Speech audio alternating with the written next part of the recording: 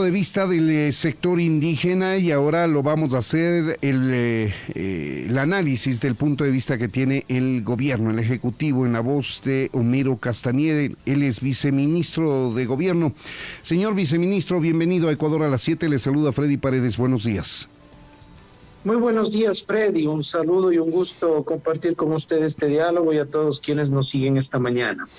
Gracias, señor viceministro. Falta aproximadamente una hora para la instalación calificada de histórica por parte del gobierno de estas mesas de diálogo que buscan concretar acuerdos con el sector indígena y campesino.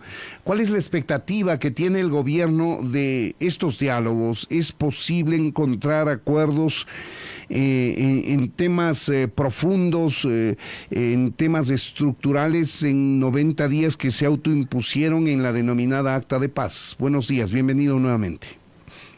Gracias, Freddy. La expectativa es positiva. La primera reunión que se tuvo en la semana anterior hubo una buena vibra, un buen espacio. Casi todas las decisiones que se tomaron en la metodología, cómo se iban a realizar, fueron por unanimidad. No hubo inconveniente. Allí jugó un papel muy importante la presencia de la conferencia episcopal, la presentación que nos hizo, el trabajo frente a la posibilidad de dividir en las mesas, quiénes eran los facilitadores, dónde se iba a realizar, y se inició bien, si bien hay temas complejos que se tienen que tratar en las mesas. Usted lo mencionó, temas estructurales.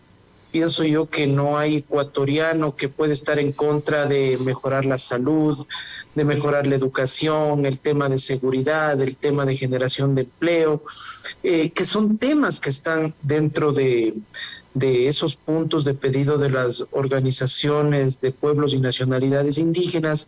Y allí viene el reto, y yo quiero resaltar dos palabras que hablamos en la primera mesa: trabajo conjunto.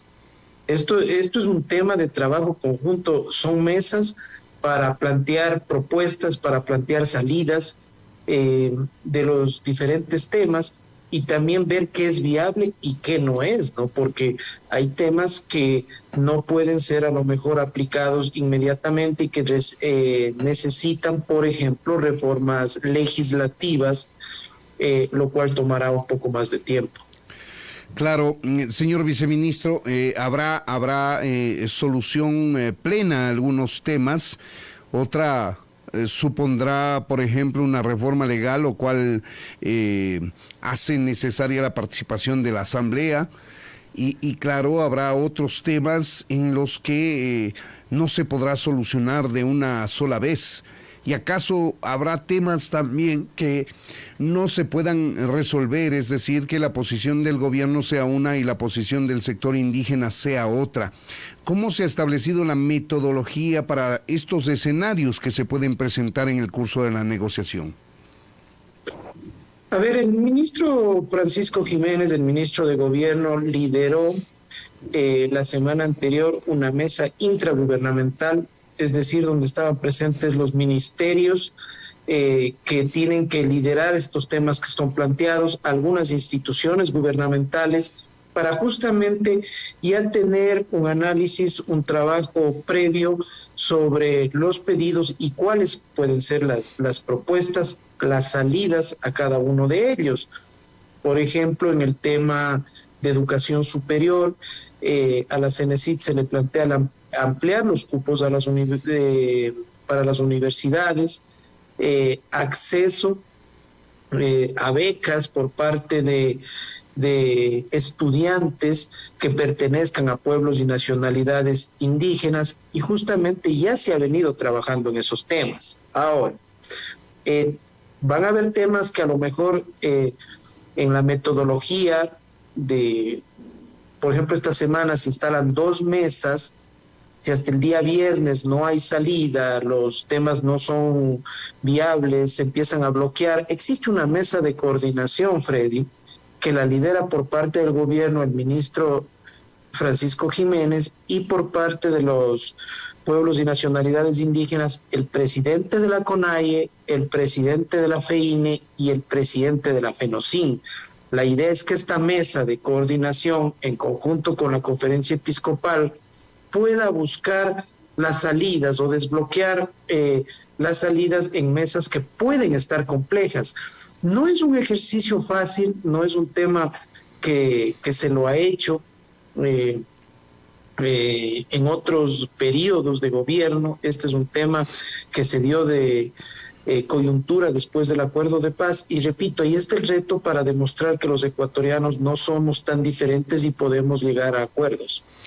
Ahora, señor viceministro, me veo obligado a hacer un poco de historia reciente. Estamos hablando de este gobierno. A finales del año pasado se terminó rompiendo el diálogo que se había iniciado con el sector indígena precisamente, que ya pedía la reducción del precio de los combustibles, la focalización. Luego pues quedó el gobierno en dar una respuesta a los planteamientos. Esos planteamientos fueron entregados al sector indígena, no fueron aceptados por el movimiento indígena, por la dirigencia del señor Leonidas Issa, y esto caminó hasta llegar a junio de este año. ¿Qué hace de diferente este nuevo proceso de diálogo para que de una vez por todas se atienda a estos sectores en lo que esté al alcance del gobierno y se pacifique el país? Porque 18 días como los pasados no lo va a volver a soportar el Ecuador. Me refiero a pérdida de vidas humanas, heridos y las ingentes pérdidas económicas que trajo esa paralización. Efectivamente, ningún país del mundo se reactiva bloqueando, paralizándose, y hay una diferencia muy importante, y quiero ser categórico. Cuando el presidente de la República invitó a los líderes de la CONAIE, de la FENOCIN, de la FEINE, de Ecuarunari, de la CONFENIAE, de la CONAIS, es decir, más de 50 líderes indígenas en el Palacio de Carondelet, el presidente les planteó: armemos mesas de trabajo para ir desarrollando los temas. Y tiene que saber la ciudadanía que la CONAIE dijo: mesas no, nosotros no ponemos ningún delegado, allí están los pedidos y atiéndanos. Es decir, este ejercicio nunca hubo. Y ahora ha habido la apertura de lado y lado para establecer este trabajo, pero también quiero ser claro: en mesas de 2, de 3 horas o en 90 días a veces no se va a poder solucionar temas, por ejemplo, que como la deuda del Estado con el seguro social. Es uno de los puntos que está mencionado, y es una deuda que alcanza casi a $5,000 millones. Pero la idea es establecer los cambios administrativos que se tengan que dar para que esos pedidos funcionen, tal vez los cambios presupuestarios y repito, los cambios legales, ¿no? Hay temas, por ejemplo, que se planteó sobre el tema de minería, sobre el tema de extractivismo, sobre el tema de la ley amazónica, que no van a pasar por un tema de decisión presidencial, sino tendrán que ir a la Asamblea Nacional. Así es. En todo caso, a ver, la metodología está planteada para que si hay problemas, llegan a un punto en el que no hay acuerdos en cada una de las 10 mesas, estos pasarán a conocimiento ya directo del ministro de Gobierno y los presidentes de las organizaciones que protagonizaron la medida de hecho. Se supone que allí pasarán o sobrepasarán el análisis y la posición técnica que puede haber dentro de cada mesa, y se podría explorar una decisión ya política, si usted quiere, para atender o no determinada demanda del sector indígena. Podría ser un escenario. Esperemos que en la decisión que se ha tomado de que cada ministerio rector del ramo sea quien maneje estas mesas, se dé viabilidad, ¿no? ¿Quién más, por ejemplo, para tocar los temas crediticios, los temas de financiamiento, que el Ministerio de Economía y Finanzas? Está invitada, por ejemplo, la Junta Monetaria hoy día, las superintendencias de bancos, la Superintendencia de Economía Popular y Solidaria, para canalizar estos temas. Pero si por algo no existe una salida, existe un bloqueo, Allí quien decidirá en esta mesa de coordinación, que es una mesa cero, digamos, una mesa que es la que estará vigilante y hará el seguimiento a las otras mesas para que den resultados, ¿no? La idea tampoco no es hacer trabajos interminables, hacer trabajos rápidos, ejecutivos, y por eso el gobierno nacional ha puesto a los ministros del ramo con capacidad de decisión al frente de cada una de las mesas. Ahora, la toma de decisiones, señor viceministro, es diferente. El mundo blanco mestizo tiene una suerte de manejo delegativo, es decir, aquí, no obstante de que los ministros tienen que consultar finalmente al presidente de la República, esa consulta puede ser ejecutiva con una llamada telefónica, qué sé yo. En cambio, en el sector indígena, en el mundo, en la cosmovisión indígena, no hay ese manejo de los temas de manera representativa. Los dirigentes tienen que regresar a sus bases y decir, a ver, hemos conversado esto y esto nos proponen, ¿aceptamos o no aceptamos? Y las bases en asamblea le dicen sí, acepte o no acepte a su representante, en este caso el presidente de la CONAIE, de la FEINE o de la FENOCIN. ¿Cómo se va a armonizar el proceso de toma de decisiones entre el Ejecutivo y el movimiento indígena, que evidentemente es diferente? Usted ha mencionado un tema muy importante y es un tema que ha complicado la interlocución entre el gobierno nacional y los líderes de las organizaciones indígenas. Y no solo eso, Freddy. Por ejemplo, el presidente de la CONAI tiene filiales que son la CONFENIAE, que son los pueblos amazónicos, Lecuarunari, los pueblos de la sierra, la CONAICE, que son los pueblos de la costa. Por ejemplo, dentro del Lecuarunari tiene los Araguros, los Cañaris, los Panzaleos, los Cayambis, es decir, un sinnúmero de bases, como ellos los mencionan, y que tienen que tomar decisiones colectivas, y eso ha complicado realmente la posibilidad de sentarse desde el principio a dialogar, a tomar decisiones. Y hay algo más. Ellos, cada tema piden autorización para que se apruebe o sea negado. Se vio en la firma del Acta de la Paz de los 3 presidentes de la CONAIE, de la FEINE, de la FENOCIN, pidieron autorización a sus presidentes de base que estuvieron allí para firmar el acta. Ahora, por ejemplo, después de estas metodologías, ellos pidieron unos días y por eso se está arrancando miércoles. Podíamos a lo mejor adelantar una semana, ¿no? Pero desde este miércoles empiezan a correr esos 90 días y esperemos que haya posiciones sensatas, posiciones equilibradas y no posiciones radicales, ¿no? Se construye los acuerdos de esa manera, no con imposiciones ni tampoco con posiciones de que si no me haces caso, entonces no estoy de acuerdo. La idea es justamente trabajar en conjunto y esperemos que esa dinámica de decisiones de los pueblos y nacionalidades no sea una razón para que se entorpezcan el trabajo de las mesas de diálogo.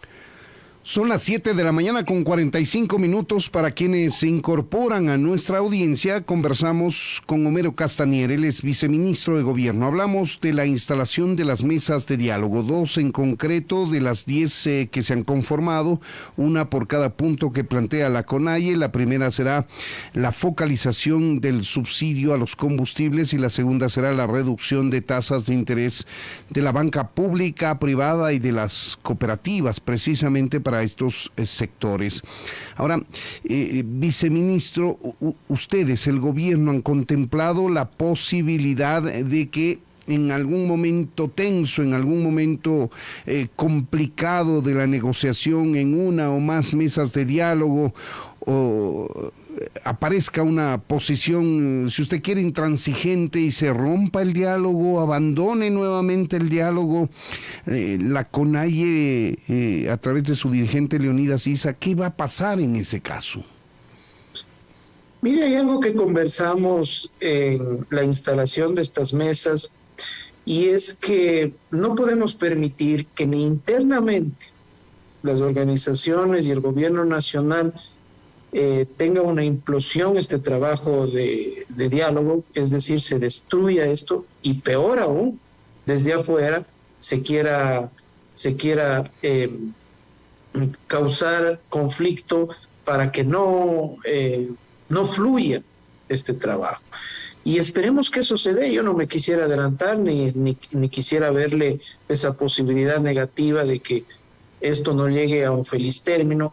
Van a existir temas que no va a haber acuerdos, que no va a haber la posibilidad de a lo mejor cumplir las expectativas de lado y lado, es decir, van a haber temas complejos, pero lo importante es que haya en este trabajo conjunto respuestas, es decir, si es que, supongamos, se aspira un número de 10 temas en becas, por ejemplo, a lo mejor no hay para las 10, hay para las 5, y esa va a ser la respuesta, ¿no? Y esa va a ser la dinámica del trabajo que se va a hacer, y esperamos que de parte, más que nada, de quienes protagonizaron estas manifestaciones, entiendan que muchos temas no son de voluntad, no son de discreción, son de responsabilidad no solo con los pueblos y nacionalidades indígenas, sino con los 17 millones de ecuatorianos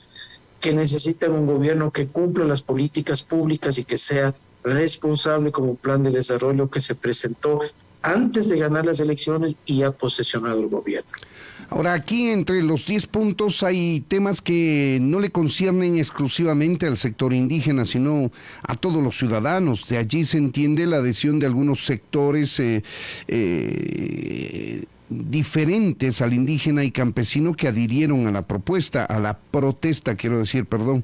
Y esto hace también, deja ver que aquí no hay necesariamente una postura de reivindicación del movimiento indígena, sino postulados generales que incluso constan en la Constitución y que por una u otra razón no son atendidos adecuadamente por temas presupuestarios, por falta de políticas públicas, etcétera. Lo que quiero decirle, señor viceministro, es que estos 10 puntos planteados por el movimiento indígena y campesino abarcan temas tan amplios del país que va a ser complicado resumirlos, concretarlos y dar una respuesta. Absolutamente de acuerdo. Temas, muchos de ellos que no están claros, y también la intención de estas mesas de diálogo es ver el alcance de los mismos. Por ejemplo, en el tema de la posición radical de no a la minería, ¿sí? Y ha habido una situación flexible y el presidente ha respondido, ¿no? Sí, no a la minería en zonas de recargas hídricas, en páramos, en zonas protegidas, en zonas comunitarias, en zonas ancestrales. Y eso es un avance, ¿no? Pero eso está en la Constitución también, viceministro. Así es, pero la posición inicial era no a la minería. Es decir, que no haya ampliación de la frontera extractivista minera. Y justamente se tiene que entender que la minería responsablemente más bien cuida el ambiente. La minería ilegal es la que hace daño, la que utiliza químicos, la que tiene delitos conexos, y una minería responsable incluso genera empleo y recursos para atender las otras políticas públicas, porque por un lado se dice necesitamos mejoras en la educación, mejoras en la salud, mejoras en la seguridad, pero por otro lado se quiere afectar al presupuesto general del Estado, lo cual impide financiar estas políticas públicas. Entonces ahí viene el ejercicio de diálogo, de trabajo, ¿no? Para que sepan también cuál es la situación en cada uno de los sectores, y qué bien que el presidente de la CONAIE, Leonidas Issa, ya reconoció públicamente que los decretos y las decisiones del presidente de la República, después de estas paralizaciones, de estas manifestaciones, representan un sacrificio para todos los ecuatorianos en el presupuesto general del Estado de casi $1.000 millones que van a ir a aliviar esperemos a la gente que menos tiene. Hay postulados tan generales como el número 10, señor viceministro. Usted debe saber de memoria los puntos, ya que ha estado de cabeza en este tema de la instalación de las mesas de diálogo. Punto 10, seguridad, protección y generación de políticas públicas efectivas para frenar la ola de delincuencia, sicariato, delincuencia, narcotráfico, secuestro y crimen organizado que mantienen en zozobra al Ecuador. Esto no quiere solo el sector indígena, esto quiere todo el país. Hemos visto que el gobierno ha hecho esfuerzos para atender esto, quizá no son los suficientes para conseguirlo, quizá el problema que enfrenta el Estado es mucho más grande de lo que nos imaginamos, pero son postulados absolutamente generales que podrían ser respondidos con la evidencia de toma de decisiones, o que hace relación a la salud, educación, presupuesto urgente frente al desabastecimiento de los hospitales por falta de medicinas. Todos lo pedimos esto. Garantizar el acceso de la juventud a la educación superior. Además, ese fue un postulado de campaña de el entonces candidato Guillermo Lasso, ahora presidente de la República. Mejoramiento de infraestructura en escuelas, colegios y universidades. Otro tema que lo está tomando a cargo el Ejecutivo. Es decir, hay temas absolutamente generales que no quiere solamente el sector indígena, sino toda la población ecuatoriana, y que aparentemente serían fácilmente solucionables desde el punto de vista de decretos, políticas públicas que puede emitir el gobierno en ese sentido. Así es, por ejemplo, usted mencionó temas importantes como el tema de seguridad, lucha contra el narcotráfico. Tiene que saber la ciudadanía que el Ecuador está entre los 3 primeros países en el mundo que más droga ha incautado en este último año. Y eso no es cualquier dato, es un dato que hay una lucha contra el narcotráfico y que es una lucha que incomoda a mafias, que incomoda a la delincuencia y que genera violencia. Casi el 90% de estos crímenes violentos que vemos, estos sicariatos, están relacionados con temas del tráfico de drogas en el país, ¿no? Y para eso tiene que haber una respuesta, y una respuesta que esperemos sea seguida de cerca, con unas mesas a lo mejor que no duren 90 días. Y yo le comento, con los transportistas llevamos 1 año de mesas, con temas que van cambiando según la necesidad. Iniciaron el 14 de junio del año pasado con el tema vacunación como tema prioritario. Ahora está puesto dentro del tema el tema de un plan integral de seguridad para la transportación ecuatoriana, con zonas de descanso, con cuidado fuera de los puertos, con una plataforma, incluso de aplicaciones de celular para que los choferes, los transportistas tengan comunicación y puedan generar las alertas. Eso es una muestra de lo que se puede hacer.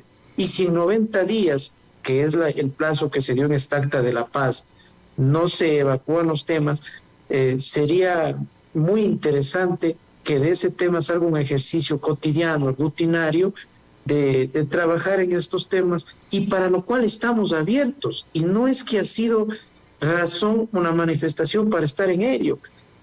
Reunidos con artesanos, con transportistas, con maestros, con los maestros estamos haciendo mesas frente al tema de ajuste con los profesores, del tema salarial que fue aprobado por la Corte Constitucional, sino claro, aquí hubo lo contrario. Si no me cumplen, me voy a una manifestación, y lo hicieron, generaron un paro que causó mucho dolor, muchas pérdidas, y que, como usted lo menciona, Freddy, no puede volver a darse porque el país necesita trabajar y desarrollarse en paz. Así es, señor viceministro, les deseamos mucha suerte a ustedes, a los miembros del gobierno, a los dirigentes indígenas, a los miembros de las mesas que se guíen por la razón, por la coherencia, que no mantengan posiciones extremas, que flexibilicen sus posturas y que lleguen a un acuerdo por beneficio o para beneficio del país. Queremos agradecerle, señor viceministro, por habernos atendido. Muchas gracias. Gracias a ustedes, un lindo día. También para usted. Son las 7 de la mañana.